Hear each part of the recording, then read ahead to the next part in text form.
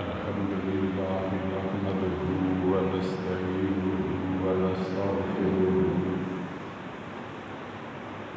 ونؤمن به ونتوكل عليه ونعوذ بالله من شرور أنفسنا ومن سيئات أعمالنا من يهده الله فلا مضل له ومن يضلله فلا هادي له ونشهد أن لا إله إلا الله وحده لا شريك له ونشهد أن محمدا عبده ورسوله اللهم صل على محمد وعلى آل محمد كما صليت على إبراهيم وعلى آل إبراهيم إنك حميد مجيد اللهم بارك على محمد وعلى آل محمد كما باركت على إبراهيم وعلى آل إبراهيم إنك حميد مجيد أما بعد فإن خير الحديث كتاب الله وخير الهدي هدي محمد صلى الله عليه وسلم وشر الأمور محدثاتها وكل محدثة بدعة وكل بدعة ضلالة وكل ضلالة في النار. أعوذ بالله من الشيطان الرجيم. بسم الله الرحمن الرحيم. ومن الناس من يقول آمنا بالله وباليوم الآخر وما هم بمؤمنين يخادعون الله والذين آمنوا وما يخدعون إلا أنفسهم وما يشعرون. في قلوبهم مرض فزادهم الله مرضا ولهم عذاب أليم بما كانوا يكذبون. وإذا قيل لهم لا تفسدوا في الأرض قالوا إنما نحن مصلحون ألا إنهم هم المفسدون ولكن لا يشعرون.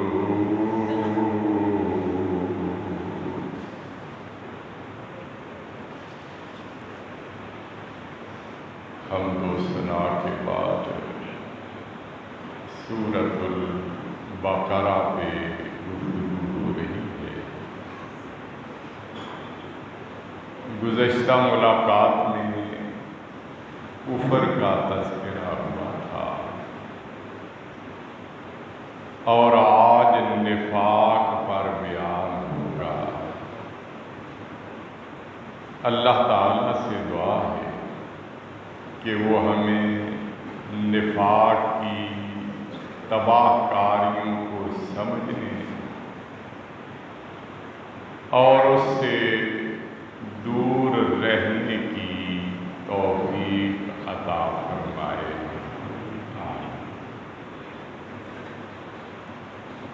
میرے بھائیوں، دوستوں اور حق کے متلاشی ہم سفر ساتھیوں،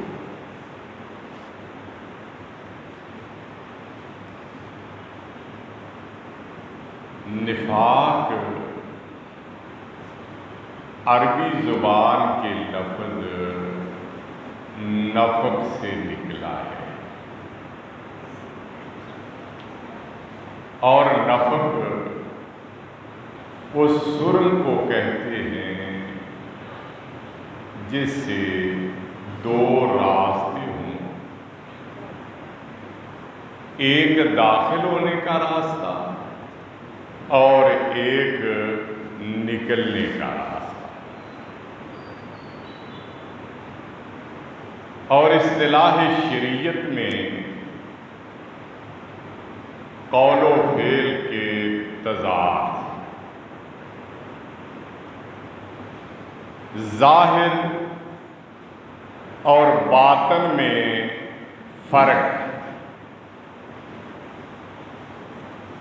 ہاتھی کے دانت دکھانے کے اور کھانے کے اور کے مصداق، بظاہر مسلمان نظر آنے والے لیکن حقیقت میں دوسری طرف جانے والے شخص کو منافق کہا جاتا ہے۔ سورۃ البقرہ کی ابتدائی 5 آیات میں مومنین کی صفات بیان ہوئی ہے، اور آیت نمبر 6 اور 7 میں کافروں کا بیان ہوا ہے، اور آیت نمبر 8 سے 20 تک منافقوں پہ بیان کیا گیا ہے۔ ایمان والے سابقہ ادوار میں بھی موجود تھے، آج بھی موجود ہیں اور مستقبل میں بھی موجود رہے۔ اسی طرح کافر پہلے ادوار میں بھی موجود تھے، آج بھی ہیں اور مستقبل میں بھی رہیں گے۔ اسی طرح منافق سابقہ ادوار میں بھی موجود تھے، آج بھی موجود ہیں اور مستقبل میں بھی موجود رہیں گے۔ اگر ہم اپنے آپ کا جائزہ لیں تو یہ امید کی جا سکتی ہے کہ اللہ کے ہاں میرا اور آپ کا شمار مومنین میں ہو رہا ہو، اور یہ بات بھی یقینی طور پہ کہی جا سکتی ہے کہ میرا اور آپ کا شمار کافروں میں بالکل نہیں ہوتا، لیکن اس بات سے ہمیں محتاط رہنا چاہیے کہ کہیں ہم میں منافقین والا شائبہ یا ان والے جراثیم تو موجود نہیں ہیں۔ اگر موجود ہیں تو اپنے دامن کو ان جراثیم سے پاک رکھنے کی کوشش کی جائے، اور اگر نہیں ہے تو پھر اس پہ اللہ کا شکر ادا کیا جائے۔ قرآن کریم میں منافقوں کا تذکرہ ان الفاظ میں کیا گیا، وَمِنَ النَّاسِ مَن يَقُولُ آمَنَّا بِاللَّهِ وَبِالْيَوْمِ الْآخِرِ وَمَا هُمْ بِمُؤْمِنِينَ يُخَادِعُونَ اللَّهَ وَالَّذِينَ آمَنُوا وَمَا يَخْدَعُونَ إِلَّا أَنفُسَهُمْ وَمَا يَشْعُرُونَ۔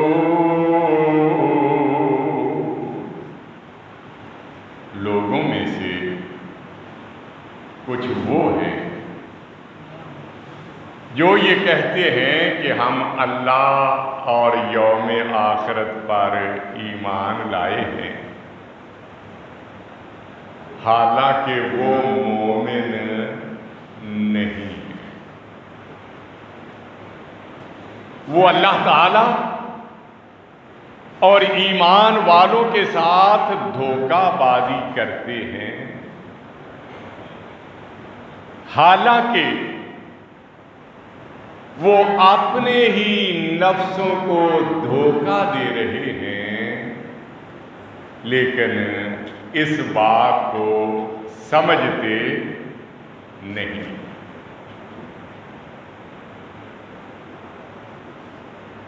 وہ خود فریبی میں اس قدر مبتلا ہے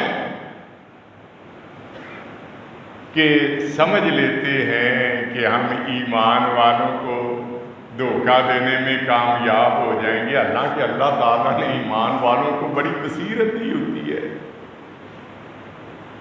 وہ ان کو اکثر اوقات دھوکے سے بچا لیتا ہے، اور اللہ کی ذات تو لا یخفی علیہ شیء فی الارض ولا فی السماء، آسمان و زمین کی کوئی چیز اس سے مخفی اور اوجھل نہیں۔ زبان سے بات کہنا یا کوئی عمل کرنا تو دور کی بات، دل میں تصور جب پیدا ہوتا ہے تو اللہ کے علم کی وہاں بھی رسائی ہوتی ہے، تو وہ اللہ کو دھوکہ دینے کی کوشش کرتے ہیں، دھوکہ دے نہیں سکتے، اور در حقیقت وہ اپنے آپ ہی کو دھوکہ دے رہے کہ ان کے ایمان کے اقرار کی وجہ سے انہیں دنیا میں مسلمان سمجھ لیا جاتا ہے، اور مسلمانوں کو جو حقوق حاصل ہیں وہ حقوق انہیں بھی دے دیے جاتے ہیں، لیکن جیسے ہی ان کی آنکھیں بند ہوں گی تو ایمان والے تو جنت کی طرف جا رہے ہوں گے، اور انہیں ان کا ٹھکانہ نظر آ جائے گا۔ آگے اللہ فرماتے ہیں کہ یہ ایسا کیوں کرتے ہیں؟ فی قلوبہم مرض فزادہم اللہ مرضا وَلَهُمْ عَذَابٌ عَلِيمٌ بِمَا كَانُوا يَكْذِبُونَ۔ ان کے دلوں میں بیماری ہے، اللہ نے ان کی بیماری کو اور بڑھا دیا، ان کے لیے دردناک عذاب ہے اس وجہ سے جو یہ جھوٹ کہتے تھے۔ مرض جسمانی ہو یا روحانی، یہ کمزوری کا سبب بنتا ہے۔ اگر جسم میں مرض آ جائے تو جسم میں کمزوری آ جاتی ہے، بہت سارے کام جو تندرستی کی حالت میں انسان کر سکتا ہے بیماری کی حالت میں نہیں کر پاتا۔ اسی طرح اگر بیماری روحانی کی ہو تو پھر بھی کمزوری آ جاتی ہے۔ زبان سے یہ توحید اور رسالت کا اقرار کرتے ہیں، اور کلمہ توحید اللہ تعالیٰ نے سورہ محمد میں اس طرح بیان کیا، فَاعْلَمْ أَنَّهُ لَا إِلَٰهَ إِلَّا اللَّهُ۔ اس بات کو ذہن نشین کر لو کہ اللہ کے سوا کوئی معبود نہیں، کوئی عبادت کے لائق نہیں، کوئی داتا نہیں، کوئی حاجت روا نہیں، کوئی مشکل کشا نہیں، کوئی بگڑیاں بنانے والا نہیں، کوئی فریادیں سننے والا نہیں، کوئی زمین کا فرش بچھانے والا نہیں، کوئی آسمان کی چھت بنانے والا نہیں، کوئی سورج چاند ستاروں کے فانوس جلانے والا نہیں، کوئی دریا نہریں اور ندیاں بہانے والا نہیں، کوئی فصلیں اور باغات اگانے والا نہیں، الا اللہ، سوائے ایک اللہ کے۔ کلمہ توحید نے تو یہ ان کو سکھایا۔ پھر نبی کریم صلی اللہ علیہ وسلم نے بھی یہی تلقین فرمائی، اگر ایمان کا جذبہ رکھتے ہو، لا تشرک باللہ ان قطعتا او حرکتا، اگر تیرے جسم کے ٹکڑے کر دیے جائیں تو ٹکڑے کروا لینا، تیرے جسم کو جلا کے راکھ کر دیا جائے، یہ تکلیف برداشت کر لینا، لیکن توحید میں فرق نہ آنے دینا، شرک کے قریب نہ جانا۔ یہی وجہ ہے کہ ایمان کا دعوے دار حالت قیام میں یہ اقرار کرنے کا پابند بنایا گیا، ایاک نعبد و ایاک نستعین، اللہ ہم صرف آپ ہی کی عبادت کرتے ہیں اور صرف آپ ہی سے مدد مانگتے ہیں۔ اور حالت قعود میں بھی اسے یہ کہنے کی تلقین فرمائی گئی، آئیے اقرار کر، التحیات للہ والصلوات والطیبات، میری زبانی، جسمانی اور مالی باتیں صرف اللہ کے لیے ہیں۔ عہد و اقرار تو یہ ہے، لیکن روحانی مرض ہے نا، کمزوری اتنی کہ کہیں کوئی حجر نظر آیا اس کے سامنے سجدہ ریز، کوئی شجر نظر آیا اس کے سامنے سجدہ ریز، کوئی قبر نظر آئی اس کے سامنے سجدہ ریز، جہاں کوئی ڈھیری نظر آئی وہیں یہ ڈھیر ہو گیا۔ یہ مرض ہے، ورنہ مومن غیر اللہ کے سامنے جھک جائے، غیر اللہ سے فریاد کرے، غیر اللہ سے مدد مانگے، یہ ممکن نہیں ہے۔ تو یہ مرض ہے، اللہ ہمیں اس مرض سے محفوظ فرمائے۔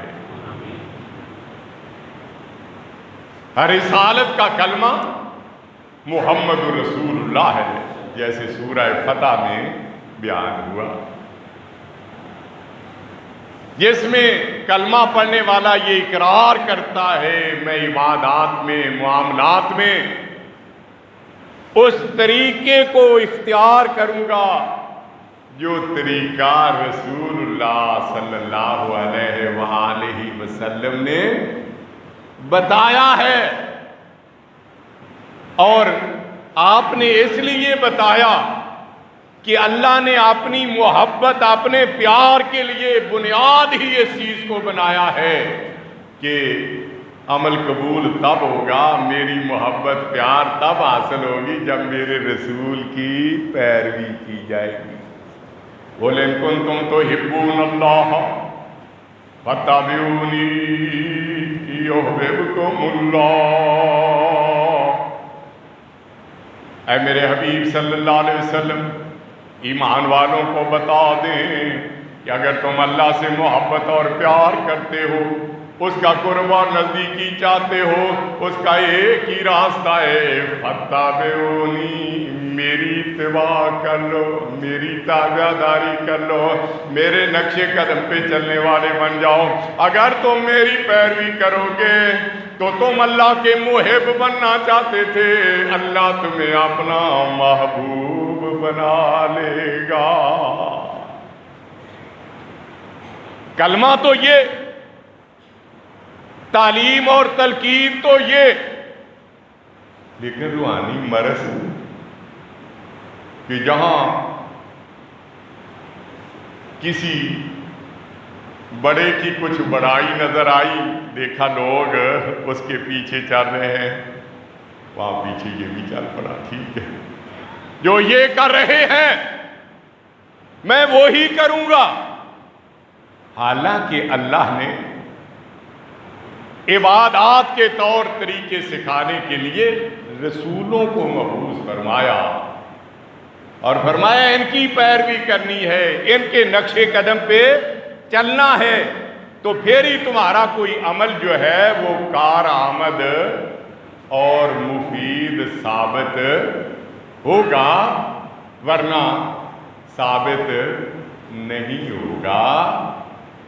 اور یہی چیز ہمارے اسلاف نے بھی ہمیں سکھائی۔ سیدنا عمر فاروق رضی اللہ عنہ خانہ کعبہ کا طواف کرنے کے لیے جب حجر اسود کے پاس آئے نا، تو اسے مخاطب کرتے ہوئے فرمایا ما واللہ انی لا اعلم انک حجر لا تضر ولا تنفع، اللہ کی قسم تو بڑا پیارا ہے، اللہ کا بڑا محبوب ہے، لوگوں سے بڑی محبت اور پیار کرنے والا ہے، جو تیرا استلام کرتا ہے تو مقناطیسی انداز میں اس کے گناہ اس کے جسم سے نکال کے روحانی طور پہ اپنے اندر جذب کر لیتا ہے۔ لیکن جہاں دنیا کے معاملات کا تعلق ہے، نہ تو کسی کو نفع دے سکتا ہے نہ نقصان پہنچا سکتا ہے، نفع دینے والا بھی اللہ، نقصان پہنچانے والا بھی اللہ۔ عقیدہ سمجھایا اور اگلے جملے میں ان کو ان کی عقیدت بتا دی۔ لولا انی رأیت النبی صلی اللہ علیہ وسلم یقبلک ما قبلتک، اگر میں نے نبی کریم صلی اللہ علیہ وسلم کو اور تجھے بوسہ دیتے ہوئے نہ دیکھا ہوتا تو میں تجھے کبھی نہ چومتا، اب میں تجھے اس لیے چوم رہا ہوں کہ تجھے آمنہ کے لال نے چوما ہے۔ تعلیم، تلقین، تربیت تو یہ ہے،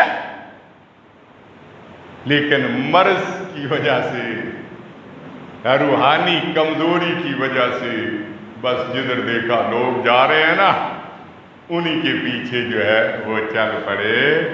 اللہ ہماری اس کمزوری کو دور فرما دے، اللہ ہمیں اس معاملے میں بھی استقامت اور ثابت کرنی نصیب فرما۔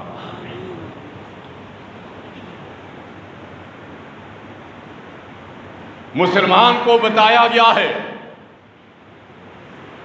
کہ تجھے اللہ نے اپنی عبادت کے لیے پیدا کیا ہے، وَمَا خَلَقْتُ الْجِنَّ وَالْإِنسَ إِلَّا لِيَعْبُدُونَ، ہم نے جنوں اور انسانوں کو اپنی عبادت کے لیے پیدا کیا گیا۔ عبادت کی کامل اور اکمل صورت نماز ہے، جس کی بابت حکم دیا گیا اقم الصلاۃ لدلوک الشمس الی غسق اللیل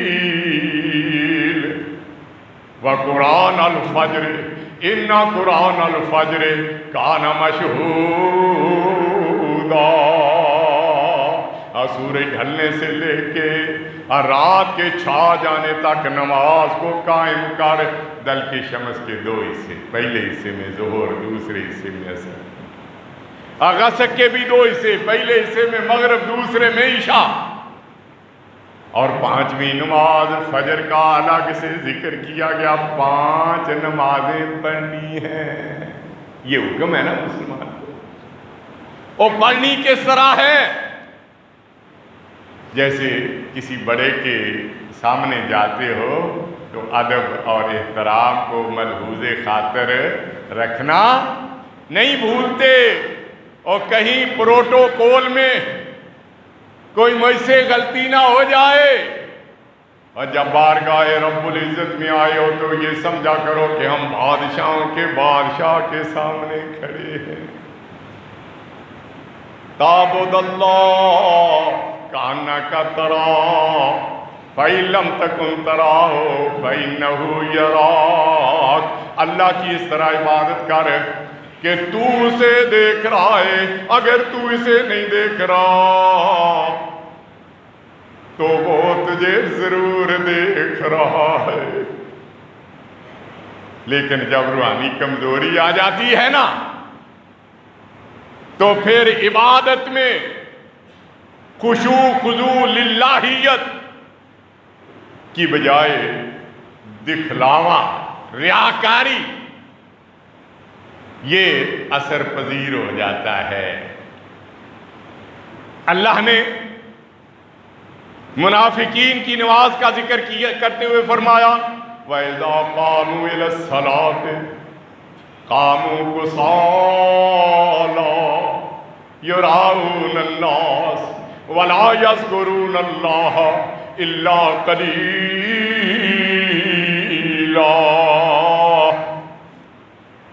جب نماز کے لیے کھڑے ہوتے ہیں تو سستی اور کاہلی کے انداز میں کھڑے ہوتے ہیں اور لوگوں کو دکھلاوا کرنے کی کوشش کرتے ہیں اور اللہ کی یاد نہیں کرتے مگر بہت ہی کم، برائے نام۔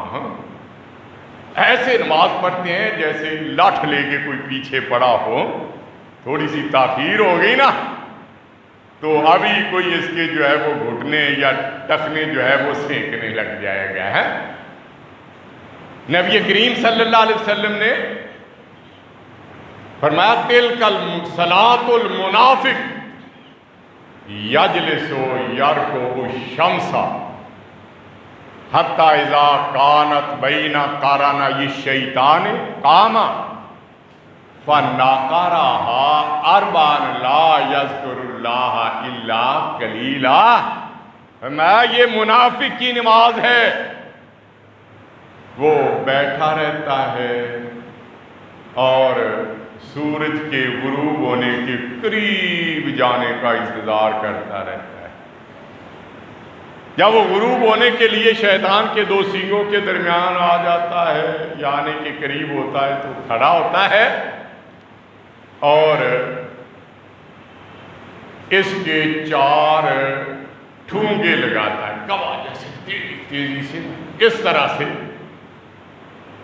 اور اللہ کی یاد نہیں کرتا مگر بہت تھوڑی۔ یہ روحانی بیماری کی وجہ سے ہے۔ اللہ تعالیٰ نے فرمایا فی قلوبہم مرض فزادہم اللہ مرضا وَلَهُمْ عَذَابٌ عَلِيمٌ بِمَا كَانُوا يَكْذِبُونَ۔ ان کے دلوں میں بیماری ہے، ورنہ ایمان والوں کی طرح وہ توحید پہ ثابت قدم نہ رہتے اور اتباع رسالت کے جذبے کو ہمیشہ اپنے سامنے نہ رکھتے، نماز اس طرح نہ پڑھتے اور جس طرح پڑھنے کا اللہ اور اس کے رسول نے حکم دیا ہے۔ فرمایا ان کے دلوں میں بیماری تھی تو اللہ نے ان کی بیماری کو اور بڑھا دیا۔ ان کے لیے دردناک عذاب ہے اس وجہ سے جو وہ جھوٹ کہتے تھے۔ یہ جھوٹ ہی ہے نا کہ اللہ پر ایمان ہے، یوم آخرت پر ایمان ہے۔ تو اللہ پر ایمان ہوتا تو ڈھیری پہ ڈھیر نہ ہوتا اور نبی کریم کا فرما بردار ہونے کا دعوے دار بن کے ہر ایک کی قدم بوسی کرنے والا نہ بنتا۔ اگر تیرا اللہ اور یوم آخرت پر ایمان ہوتا تو پھر نماز کبھی کی طرح نہ پڑھتا بلکہ اچھے انسان اور کامل مسلمان کی طرح جو ہے وہ پڑھ کے دکھاتا۔ تو یہ بیماریاں ہیں، ہمیں غور کرنا چاہیے کیا ان بیماریوں میں کوئی بیماری ہم میں تو نہیں ہے؟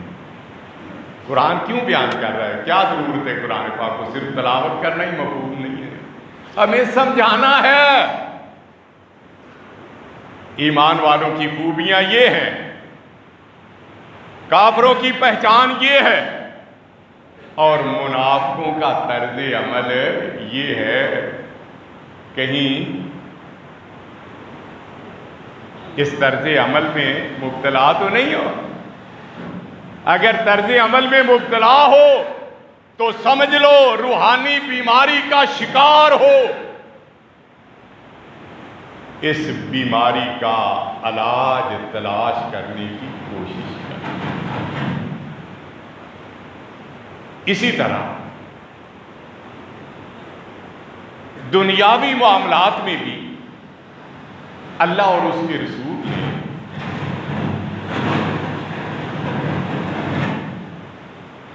ایمان والوں کو کچھ نصیحتیں فرمائی ہیں، اور وہ اگر عمل حقیقت سے ہٹ کے کیے جائیں تو پھر دنیا میں بھی فساد برپا ہوتا ہے، اور آخرت کے رزلٹ کے مطابق عمل سارے فاسد اور خراب ہو جاتے ہیں۔ تو نبی کریم صلی اللہ علیہ وسلم نے کچھ اعمال کے سلسلے میں منافقوں کی پہچان بتائی۔ حضرت ابو ہریرہ رضی اللہ عنہ بیان کرتے ہیں، نبی کریم صلی اللہ علیہ وسلم نے فرمایا، آیت المنافق ثلاث، اذا حدث کذب، وَإِذَا وَعَدَ أَخْلَفَ، وَإِذَا خَاصَمَ فَجَرَ۔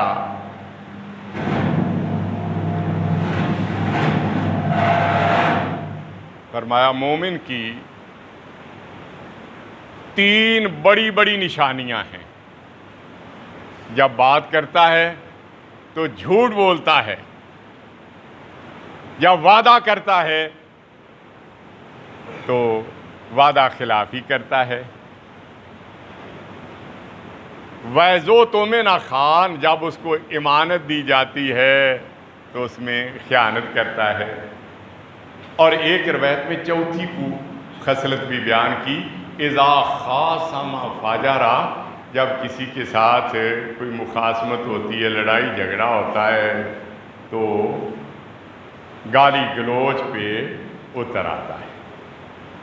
چار بڑی خصلتیں عمل کے اعتبار سے آپ نے بیان کر دی۔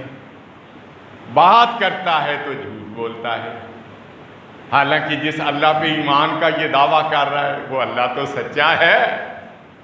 وَمَنْ أَصْدَقُ مِنَ اللَّهِ قِيلًا، قول و قرار میں اللہ سے زیادہ سچا کوئی نہیں۔ وَمَنْ أَصْدَقُ مِنَ اللَّهِ حَدِيثًا، اور بات چیت میں اللہ سے زیادہ سچا کوئی نہیں۔ اور جس نبی پہ ایمان کا دعویٰ کرتا ہے وہ نبی بھی سچا، والذی جاء بالصدق، اب وہ سچائی لے کے آیا۔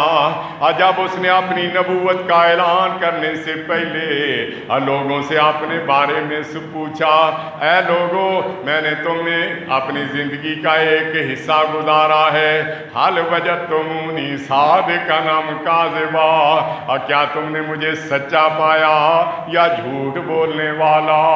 تو کہتے ہیں جربنا علیک مرارا ما وجدناک الا صدقا، ہم نے ایک بار نہیں اب بار بار آزمایا ہے اور ہمیشہ آپ کو سچا ہی پایا ہے۔ اللہ بھی سچا، نبی بھی سچا، اور اللہ نے سچ بولنے کا حکم دیا، یا ایھا الذین آمنوا اتقوا اللہ وکونوا مع الصادقین، اے ایمان والو اللہ سے ڈرو اور سچ بولنے والوں کے ساتھی بن جاؤ۔ کیوں کہ جھوٹ بولنے سے ایک ایسی اللہ کی طرف سے مار یا پھٹکار پڑتی ہے کہ دنیا کی نگاہوں سے یہ گر جاتا ہے، کیونکہ اللہ کی رحمت سے دور ہو جاتا ہے۔ جب کوئی جھوٹ بول رہا ہو نا، اور جھوٹ کسی دوسرے کو بھی متاثر کر رہا ہو، تو وہ کہتا ہے لعنت اللہ علی الکاذبین، جھوٹ بولنے والوں پر اللہ کی لعنت اور پھٹکار ہو۔ لعنت اور پھٹکار جھوٹے کے سوا کسی اور پہ نہیں کی گئی، یعنی اللہ کی رحمت سے دور ہو جاتا ہے۔ تو اب جھوٹ بولنے سے اکثر دنیا میں بھی فساد برپا ہوتا ہے۔ اذا وعدہ اخلف، جب وعدہ کرتا ہے تو اس کی خلاف ورزی کرتا ہے۔ حالانکہ جس اللہ پہ ایمان کا دعویٰ، وہ اللہ وعدے کا پکا اور سچا ہے۔ ان اللہ لا یخلف المیعاد، اللہ وعدے کے خلاف نہیں کرتا، یا واللہ لا یخلف المیعاد۔ جس نبی پہ ایمان کا دعویٰ، وہ نبی وعدے کی پاسداری کرنے والے دشمنوں سے بھی کوئی وعدہ کیا تو جتنا بھی نقصان ہوا اس کے لیے تیار ہو گیا، لیکن وعدہ خلافی نہیں کی۔ اور وعدہ خلافی معاشرے میں تباہی اور بربادی کا پیغام لے کے آتی ہے۔ آپ تاجر لوگ ہیں ماشاءاللہ، وعدے کی اہمیت سے جانتے ہیں۔ لین دین کے معاملے میں ایک نے دوسرے کے ساتھ، اور اسی بنیاد پہ دوسرے نے تیسرے کے ساتھ، تیسرے نے چوتھے کے ساتھ، پانچویں کے ساتھ، چھٹے، کتنے لوگوں سے وعدے ہوئی۔ اگر ایک وعدہ خلافی کرے تو کتنا بگاڑ پیدا ہوتا ہے۔ یہ بھی ایک فساد کا ذریعہ ہے، بیماری بھی ہے اور فساد بھی۔ وَإِذُو تُؤْمِنَ خَانَ، جب کوئی امانت دی جاتی ہے تو اس میں خیانت کرتا ہے۔ اللہ تعالیٰ نے انسانوں کی رہنمائی کا پیغام دے کے جبرائیل امین کو بھیجا تو فرمایا نازل بہ الروح الامین، وہ فرشتہ بھی امین ہے۔ بندوں تک اللہ نے اپنا پیغام پہنچانے کے لیے نبیوں اور رسولوں کو مبعوث فرمایا۔ ہر رسول نے یہ اعلان کیا انی لکم رسول امین، میں اللہ کی طرف سے ایمانت دار رسول بن کے آیا ہوں۔ اب میرے اور آپ کے پیر و مرشد خاتم الانبیاء حضرت محمد مصطفیٰ احمد مجتبیٰ صلی اللہ علیہ وسلم کی عمر مبارک ابر 25 سال ہے، نبوت نہیں ملی۔ خانہ کعبہ کی اثر نو تعمیر ہوئی، حجر اسود کی تنصیب پہ جھگڑا ہو گیا، ہر شخص یہ کہتا ہے یہ سعادت مجھے حاصل ہو۔ کسی باشعور نے کہہ دیا ہم یہاں بیٹھ جاتے ہیں، اب جو بھی آدمی باہر سے آئے اس سے فیصلہ کروا لیں گے، اور جو وہ فیصلہ کرے سب کو ماننا ہوگا۔ سب نے اتفاق کیا، اب مسجد میں خاموشی سے بیٹھ گئے۔ اب تھوڑی دیر گزری، اب میرے اور آپ کے آقا حضرت محمد مصطفیٰ احمد مجتبیٰ صلی اللہ علیہ وسلم خانہ کعبہ میں داخل ہوئے، اور دیکھتے ہی لوگ کہتے ہیں ہاذا محمد ہاذا امین، یہ محمد صلی اللہ علیہ وسلم ہے اور یہ امانت دار ہے۔ اگر خیانت کرنی ہے تو پھر اللہ اور اس کے رسول کا ایمان نام کیوں لیتا ہے؟ اور جب لڑائی جھگڑا کرتا ہے تو گالی گلوچ پہ اتر آتا ہے، اوئے توئے۔ آج تو ہمارے معاشرے کا حصہ بن گیا، اخلاقیات کا جنازہ نکل گیا ہے۔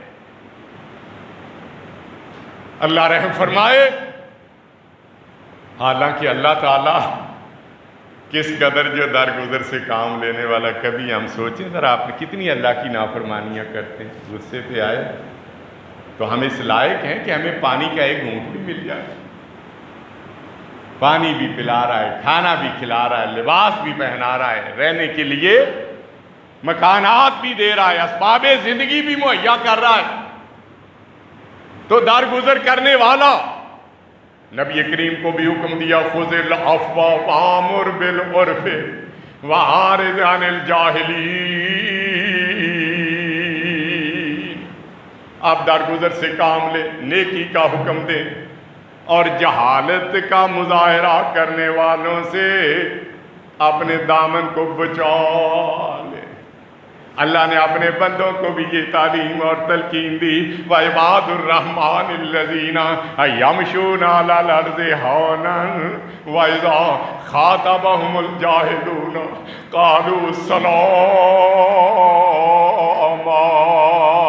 الرحمان کے بندے وہ ہیں جو زمین پہ عاجزی اور انکساری کے ساتھ چلتے ہیں، اور جب ان کا جاہلوں سے واسطہ پڑتا ہے تو لڑائی جھگڑا گالی گلوچ نہیں کرتے، بلکہ سلام کہتے ہوئے کنارہ کشی اختیار کر لیتے ہیں۔